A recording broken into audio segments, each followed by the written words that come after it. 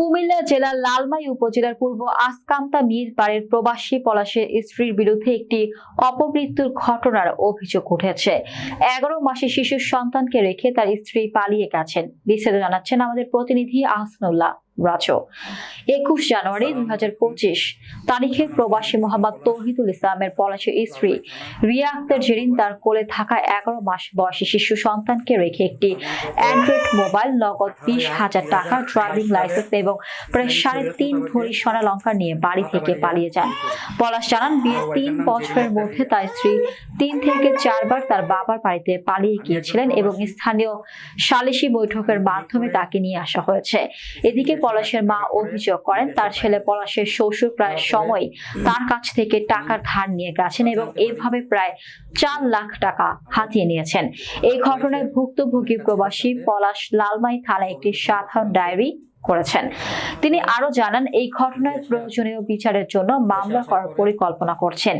এই ঘটনাটি এলাকায় আলোড়ন সৃষ্টি করেছে এবং স্থানীয়রা আশাবাদী যে আইন অনুযায়ী বিচার পাওয়া যাবে।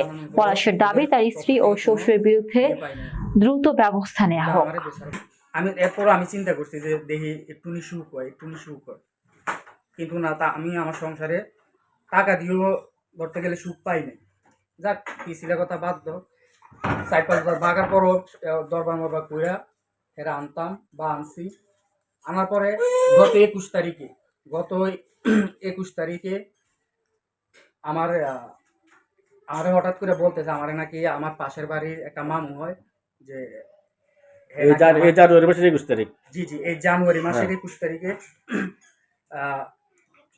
টাইমটা হয়েছে 12টা, দুপুর 12টার দিকে আমারে বলতেছে যে আমার নাকি ওই পাশের বাড়ির মামু ডাক দিছে। কই ডাক দিছে? মসজিদের সামনে। তখন আমি কইতেছি ঠিক আছে, আমি যাইতেছি। তখন আমি যাইতেছি, পিছন দিয়ে আমার ডাক দিয়ে কইতেছে তোমার মোবাইলটা দাও। আমার আম্মুর একটা ছোট্ট ফোন আছিল, ওই ফোনটা আমার কাছে দিয়া আমার মোবাইলটা নিয়ে নিছে। নেওয়ার পরে আমি গেছি, আর আমার বোন গেছে, ওই আমার ছোট্ট একটা বাগনি আছে, বাগমারাতে পরে হেরে আনতে গেছে। পরে ও বাচ্চা নিয়ে যখন ঘরে আইছে, এর এই কিছুক্ষণ পরে আমার ফোনটা দিছে আমার ছোট বোন। এই সময় আপনার বাসা ফাঁকা ছিল? আপনার আম্মু ছিল না? না, আমার আম্মু ছিল হইছে আপনার গোসল করতে গেছে। আর আরেকটা পাশে বাড়ির নাম হইছে রাফিদ, ও স্কুল গেছে, থাকলে হয়তো বা আসতো। ও আইছিল, ওর কাছে আমার এই ছেলেটারে দিছে, বলতেছে যে এমনি হের একটু কোলে লো, আম্মু গোসল করতে গেছে, আমি একটু আম্মু বলছে ভর্তা বানানোর জন্য, আমি ভর্তা বানানো। এই কথা বলে ছেলেটারে দিয়া আমার ওয়াইফটা চলে গেছে। আমার বোনের ফোন দিছে, আমি ঘরে না আইসে আমি সাথে সাথে আমার শ্বশুর বাড়ির রাস্তার মাথায় গেছি। যাই ওদিকে 2-3 জনের জিজ্ঞেস করছি, বলছে যে এদিকে আসে না। তারপর আমি ওদিক থেকে আমাদের লালমাই থানায় আমি একটা জিডি করি। জিডি করার পরে তারপরে ও যাওয়ার সময় আমার ফোনটা, তারপরে আমার ড্রাইভিং লাইসেন্সটা, আমার ছোট বোনের 3.5 ভরি স্বর্ণ আর 20,000 টাকা, ওই টাকাটা যে ও যাওয়ার 2 দিন আগে উড়ে আনছে ব্যাংকের থেকে। মানে ক্যাশ 20,000 টাকা ছিল? ক্যাশ 20,000 টাকা ছিল। ওই জিনিসগুলো সবগুলো নিয়ে ও চলে গেছে। সেটা 11 মাসের দুধের বাচ্চাটা ফালাই দিয়ে কেন তুমি আবার চলে গেল?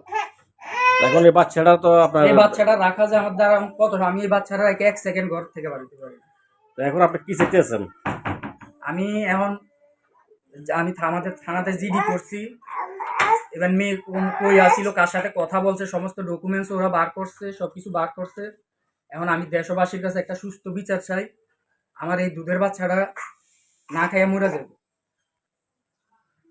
তার পাশাপাশি আমি আমাদের লালমাই থানার কাছে আকুল জানাই যে আমার একটা সুস্থ বিচার চাই আপনাদের কাছে। আপনারা আমার একটা সুস্থ বিচার করে দেন।